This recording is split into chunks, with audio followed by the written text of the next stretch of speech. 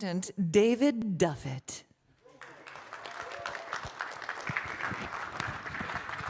Thank you very much.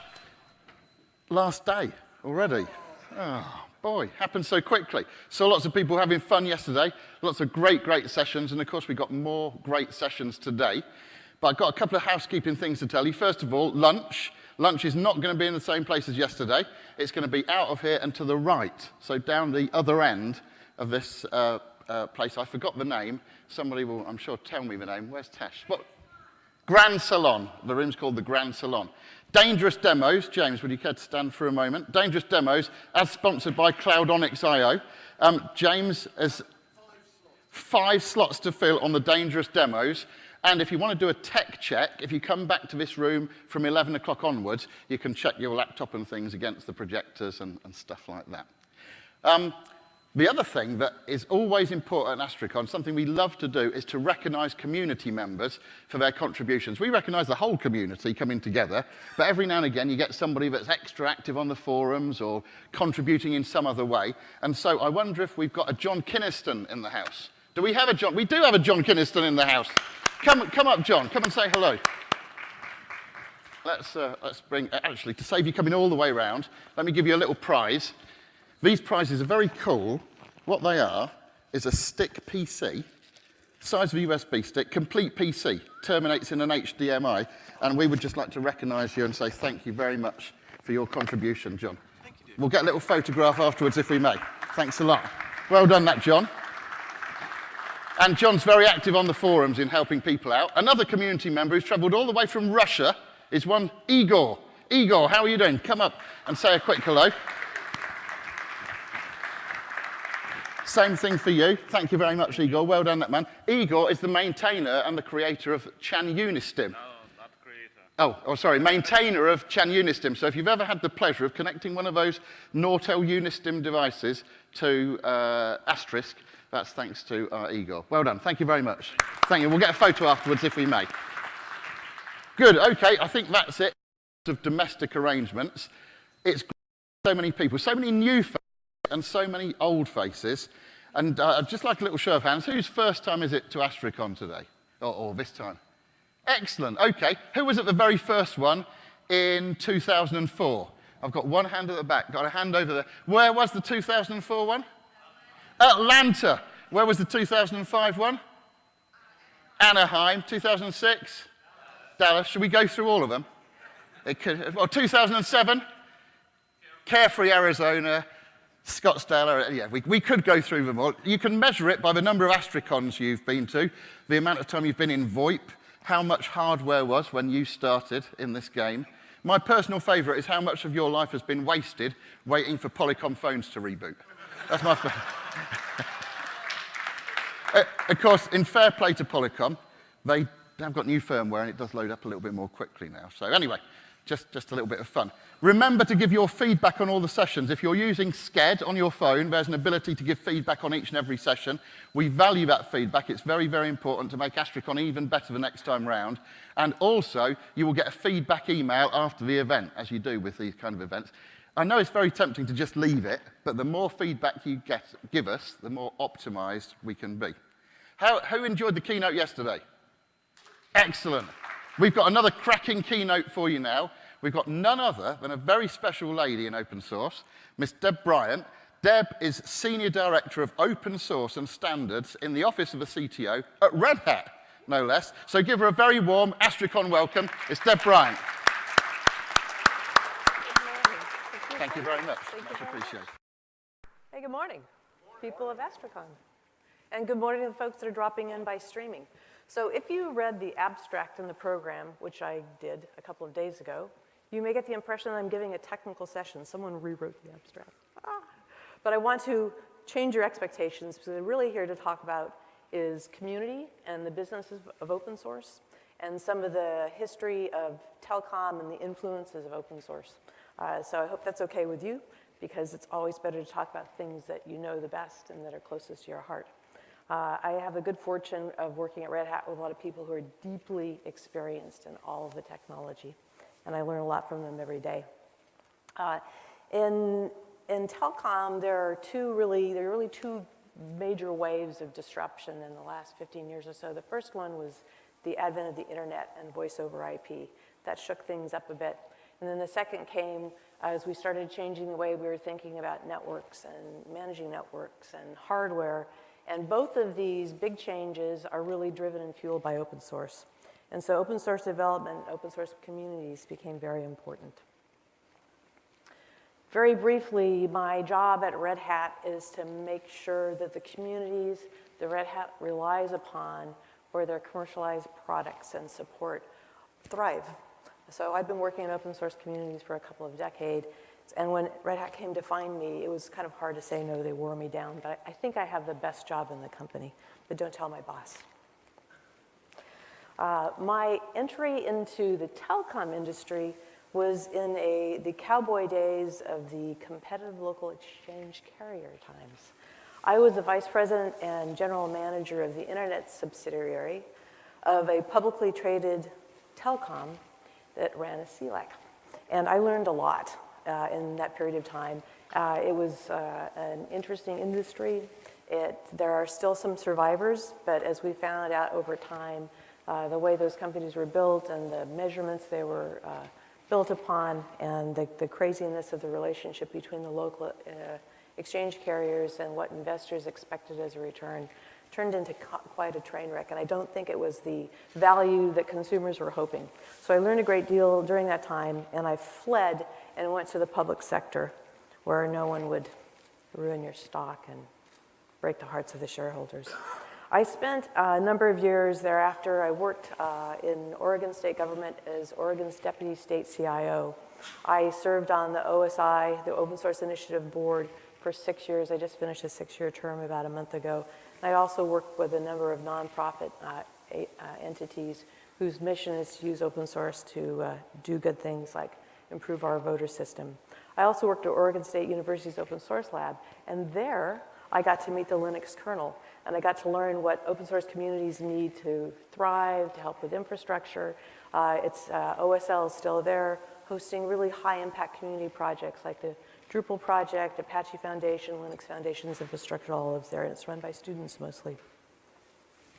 I wanted to talk a little bit about what was happening in Oregon because it really was a kind of a stewing pot or a catalytic series of events that actually fueled and supported a lot of the changes we saw show up in telecom. In 1999, the Linux Technology Center that IBM ran was there. That was run by Dr. Daniel Fry, who was VP of Open Systems at IBM. And he had about 150 engineers who were working full-time on the Linux kernel. Intel had their Open Technology Center. They were a little bit quieter. They had a strategic partnerships with a couple of companies, and they were a little bit more tender about talking about open source publicly at the time, but great contributions. The Open Source Development Lab was created in 2000. It later became the Linux Foundation, what the Linux Foundation is today. I mentioned OSL. We also had an incubator center called the Open Technology Business Center that was there as an economic development and a number of other assets. And AstriCon, the open source conference, has run there for a number of years too. The Linux Foundation was formed by all the big players who wanted to be able to count on Linux to develop their own technology roadmap against it. So it was originally created to support the Linux kernel project. But over time, they found that there were other large projects worth supporting. Now I'm going to tell you the big guy stories and the little guy stories because they're both important, and the confluence of these communities becomes really important as we talk about development in open source and telecom. Oregon actually had a fairly unique culture.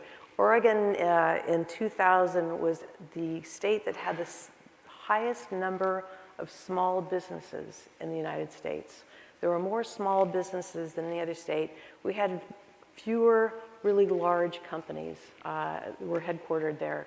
So we had a lot of entrepreneurism, we had a lot of individual contributors, we had a lot of independent software developers that had no problem getting work. If you had skills, you had work. One of my favorite projects that was an open source project was called the Personal Telco Project, and it still exists today, But before the day where every coffee shop in town and every hotel lobby in town was providing internet access, the Personal Telco Project was a group of volunteer network engineers that went to the coffee shop and said, if you buy the equipment and you pay for the bandwidth, we'll come in and install and configure and help you maintain this. And they created this great network. So this also fed the independent culture of the remote work folks too. But it was a great asset for Portland, and they became somewhat famous for having the most open access internet. They also hit the national news when Starbucks deployed their own private for-pay network and shut down the local node. It was kind of fun. It ended well, but it was exciting for a time. Also, Asterisk has some roots in Portland. The original community manager, some of you may remember John Todd, is from Portland. Also out of that open source ethos. I exchanged emails with him a couple of days ago, and he's got a nonprofit he's running doing security. And really in the spirit of a lot of the small independent projects we see in Portland. So in the meantime, Linux Foundation is still minding their own business doing Linux, but they've discovered a niche, a very large niche, and created the carrier grade Linux project to help the telecom industry be able to adopt and start using Linux in their own environment with their own specifications. So this is really the first very large open source project that was related to telecom. At the same time, in the meantime, I was working for the state of Oregon as the deputy CIO, and someone introduced a piece of legislation requiring all state agencies to use open source software before they could even consider opening a procurement for something else that was proprietary. And it was kind of startling for the government there. They'd never heard of open source. I was probably one of the few people that had. But in the process of discovering what was behind it, one of the things I did was I went out and did a survey. And I asked agencies, are you using, I know what open source is, are you using open source? Well, we found out that the Department of Transportation actually was running Linux on their mainframes. We had actually a lot of open source. So we had a good answer for the legislature, and it was a terribly written bill, but it brought a lot of attention to the notion of deploying open source in government. And that was the beginning of my career of suddenly becoming the world's expert in open source. That was what I'd spent a lot of years doing, was helping national and state governments adopt open source. You just have to know a little bit more than someone else to be able to help. This is also, I want to mention that the state of Oregon is a unique place in that they were in control of their own destiny in telecom. They operated their own telephone switches. They had their own fiber in the ground, although they were prohibited from using it, so they didn't compete with the telecom. They had major points of presence all over the state. Oregon's fairly distributed. They have a lot of small areas. And the legislature recognized this as a public asset. And so within the Department of Administrative Services, where I worked, was created a data, video, and voice group that, as part of their charter, created internet access for Oregon citizens in any city where there wasn't commercial internet available. This was fairly groundbreaking, but it was a great use of public funds. It was a great use of extending the state's network. And it also enabled them to think a little bit differently about how they deployed it. In the 90s, the state adopted an open standards policy in the video, voice, and data section, and said they would not procure anything that didn't adhere to an open standard. This made for some lively and engaging conversations later with some vendors that I won't mention the name of because we want to be polite, but I'll tell you some stories anyway, it'll be fun. One of the things that happened while I was at the state, and then after I left state service, I asked the team to write up a white paper, was the deployment of the Asterisk service. So this was my introduction to Asterisk. There was a state agency who ran administrative hearings that by law needed to be scheduled, recorded, reposed, and archived in a public way, so they became part of the public record. They ran about 500 hearings a week. And the software that was being used, the system that was being used to do this, was a piece of one-off proprietary software that some guy somewhere in Oregon had written and was running. And it cost the state about $150,000 a year to license. And then layer on top of that, they were paying for long distance calls because they bore the cost of public who were using these. Administrative hearings for things like I'm contesting the fee, the Department of Agriculture shouldn't have charged me for this, I don't want to have my fine here. It was a range of topics. But there were a lot of regulatory issues around how this was all done. So they went to the team at the state, and I will say this is probably a very early version of DevOps because we had the developers and the guys running operations for the video and voice and data networks all working together. And they asked if they could help. So what they did was they grabbed an Asterisk server, and actually John Todd was helpful and instrumental in helping that project get done in the state of Oregon. They used the state network, they used voice over IP, so they eliminated the long distance calls, they eliminated the proprietary software licensing fee, and it took, it was a level of effort, it was $10,000 worth of hardware and about 6 months of part-time effort for a team of 4 or 5 guys. It was a great success story, and I had a lot of fun watching it. We also started beta testing SIP phones, and so in my home in Portland, I had a SIP phone on my desk. It was fun. Very creative. Now, I also want to mention that we were approached by a proprietary vendor who wanted to give us equipment to run voice over IP. And we had a brand new state CIO who was chosen for his background in state government, but he didn't necessarily have that much experience in technology. And so this was one of his first meetings, week 1, and we were pitched on the idea of doing this, and we actually rejected the notion because the operating system that the proprietary vendor ran on, we felt was inherently insecure, so we favored open source, and we got to stick to our standards because we had a policy. So in 2005, we started to see the world change for telecom. The Economist talked about the acquisition of Skype for a lot of money, and it became apparent that voice over IP was actually going to be a thing, and the internet was going to start really changing the way telecom thought about how they would practice their business.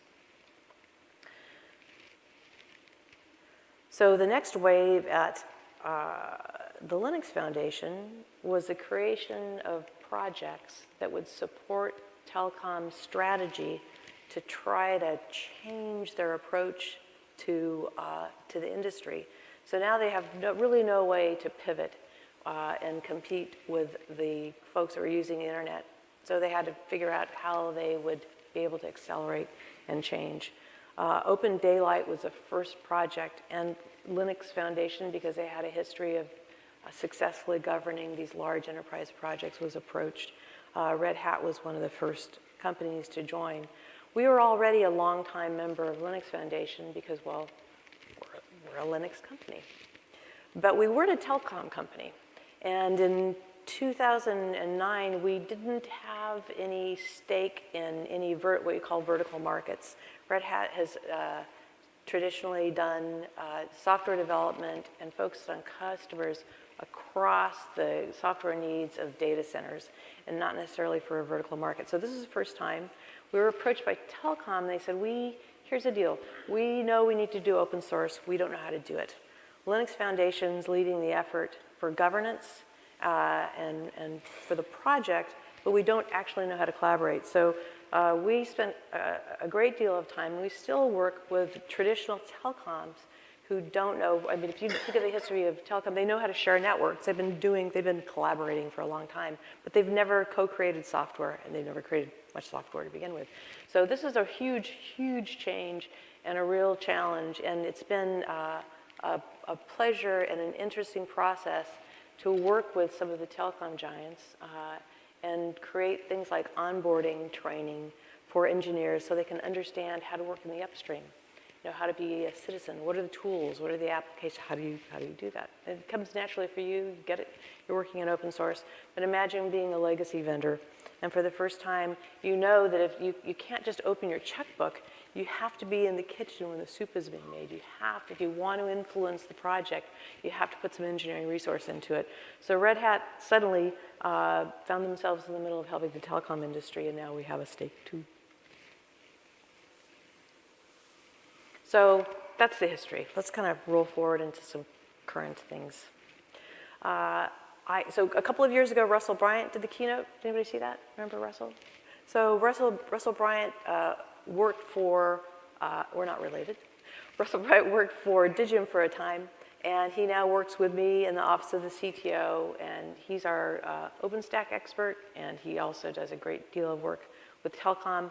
I asked him for a nutshell of what some of the current disruptive projects are and what the kind of problems we're solving. He talked about NFV and SDN, and also the physical network devices being treated like other servers is an interesting problem for Red Hat to solve because we have a lot of engineers working on those kinds of problems. Linux Foundation came out with a survey recently. I wanted to share this with you because if you don't already know, open source is sort of one in networking. 98% of the communications provider are confident open solutions can achieve the same level of performance as networking solutions. That is a huge sea change. If you think about it, a decade ago, no one would have believed that you could bet on open source. Although, because I came from internet, I was pretty comfortable with it because we relied on it for production even before it was called open source. 69% are using open source networking solution in production networks. That's an exciting stat too. I like it. We're also finding a trend where telecoms are starting to create their own formal capacity to develop their open source strategy, and they're starting to create open source program offices. Now, this survey was done by a working group I participated in the Linux Foundation. That's a group of people that lead open source program offices. And two of the members are Telecoms, Huawei, and Comcast both participate in this group that helped do the survey, but they were finding an increasing number of people. Now, Red Hat has been doing this since we were created as an open source company. The open source and standards group that was just created about 5 years ago because we found engineers are really busy trying to get things done, and sometimes they need help, and support, reminding that they need to be involved in communities, and we support those efforts. So everyone in here knows about DevOps and CI and CD. The essential message there is that this is all about open source. The kinds of innovations we're seeing, the kinds of tools and applications we're using are open source. And it's creating a change in the developer community. It's creating a change with the relationship between the developer and the business owner or the business leadership, where the developer has just become critical in the way we're starting to do software development, and they're starting to pick their own tools and drive their own. I also will add a comment that this is where security comes into in modern network development and security. We also saw a survey recently that talked about developers driving the choice of cloud platforms. And I think you could extend this idea to be having an influence on architecture, network design, and other areas that developers have traditionally been sort of sequestered from. You're in a corner, do your thing, talk to the procurement officer, we'll give you the tools, we'll have licensed tools. And instead, they're starting to pick the platforms, they're picking the tools, and open source has been an enormous enabler of that. And the benefit to the company is developers now engaged and moving faster. I want to encourage you, if you're interested in this topic, to read a book, a small book that Stephen O'Grady wrote recently called The New Kingmakers, and it describes this phenomena of the relationship of the developer inside of a company changing and how important they are to the business, not just in creating a software that you're commercializing, but in creating a competitive advantage within the company to remain relevant, really. I also wanted to mention that AI is now rising specifically in network and telecom technology. The Deep Learning Foundation, also yet another foundation, but a new foundation was created under the Linux Foundation umbrella. AT&T contributed significant amount of code to that project, to the Acumis AI project, which is focused on creating a marketplace for AI applications and network plays big in that. I also want to say, though, with AI, is that I think it's exciting and interesting, but I also really have a cautionary comment. We really need to be mindful about what we're doing and where we're going with AI. I think in the news this week, Amazon announced that they were going to stop using AI to filter their job applications. They discovered that the filter, we were starting to hear about bias being built in. So if you have human beings helping machines learn, what we're doing is we're institutionalizing and automating our own biases, and that was really not the benefit we were looking for. Amazon stopped using their own system to filter resumes because they were filtering out women. They were filtering out women because the word women didn't show up in any of the applications they had the 10 years before that for engineers that they had hired successfully. So if someone had the expression, I am the lead of the women's chess club, then their resume was thrown out. So anyway, I'm not trying to pick on Amazon, but it's a great case where you'll understand that the bias can be built in as unintended. You get unintended consequences. So it's going to take some time before we really understand what AI will do for us. We do know there's an implication for businesses. We do know in a certain sense, we should be able to optimize our networks, but we can't take the human equation out of what we're doing with the data. So why am I telling you all this? Because I think you're in an open source ecosystem, and you understand a lot about open source, but my encouragement really is to double down on open source. If you're in the Asterisk ecosystem, I encourage you to participate in other projects. If you're a manager, I encourage you to make sure that your developers are empowered to do more in open source, do more with open source.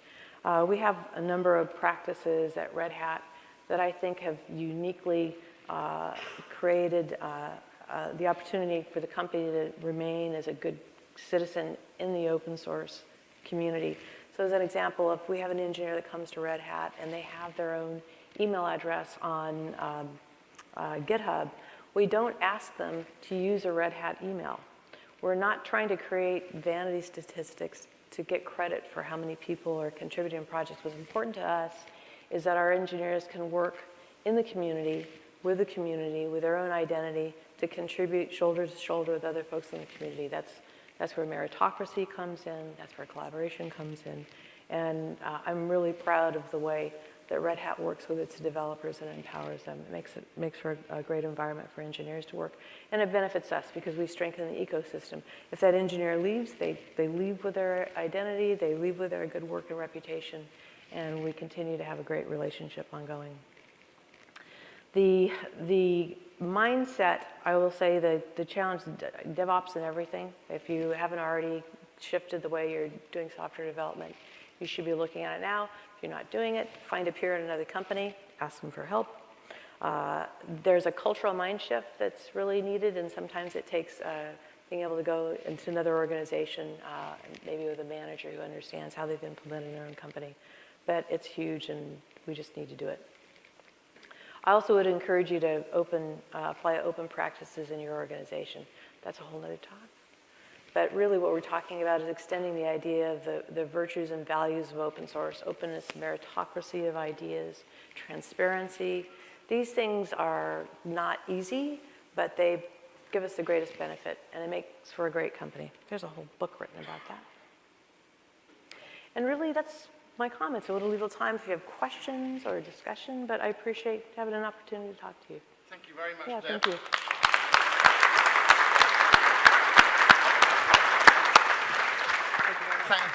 Stay on board. Thank you for sure. sharing your wisdom and your experience. We appreciate that. And Sure. are you happy to take some questions? Sure. In that case, we can open the floor, and we probably have a mic runner. We've got one over there with Ahmad to start with.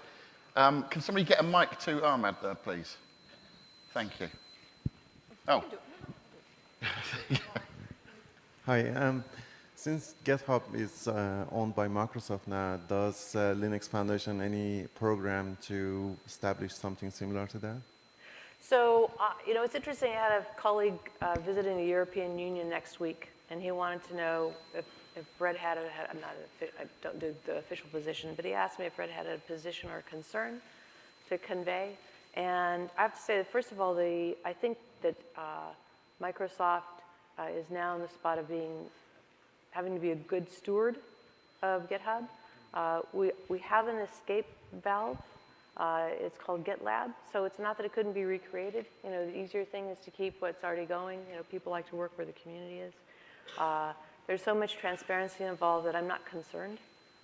So as far as I know, no one has a plan to do something different. We're just going to expect good behavior, and we'll watch how that works. And if something changes, I'm sure that Red Hat and other companies would be happy to help remedy. But right now, we're confident. We have a level of confidence that it's going to work well. Thank you, though. I appreciate the question. Thank you. Who's our next question person? I've got to be mindful that is that one over there, or is that just a gentleman looking at something? Okay. Yes, it's difficult to see from the stage with the old spotlights here. Okay, all right. Well, let's. Are you going to be able to stick around for a little bit, Deb, yes. if people want to come up and say hello? All right. I do want to remind you, folk, of the feedback that you need to give on everything in the conference. It's all available on Sked, I should say, on your application on your phone or via the internet. AstriCon2018.sked.com. Remind you that lunch is in the Grand Salon. Remind you about dangerous demo participation. And by the way, there are some amazing prizes: a Google Pixel phone, AirPods. I know, it's very exciting, isn't it? iPads, Adreno dev kits, they're all there for the dangerous demos. That very special mix of high adrenaline, high octane, run by a British man, so it must be good, and the chaos that is the dangerous demos. That's this afternoon in this very room, by the way, and if you want to check against the AV, then that's from 11 o'clock onwards. So with that, if you'd like a photo with Deb or a question with Deb, that's available after this. And the guys, Igor and John, if you can come over for a photo as well, that'd be very much appreciated. But I'll see you all at the Dangerous Demos. We've got great content. There is a talk on machine learning that's going to be going on fairly soon. So with that, thank you very much. See you all later. And a special thanks to Deb again.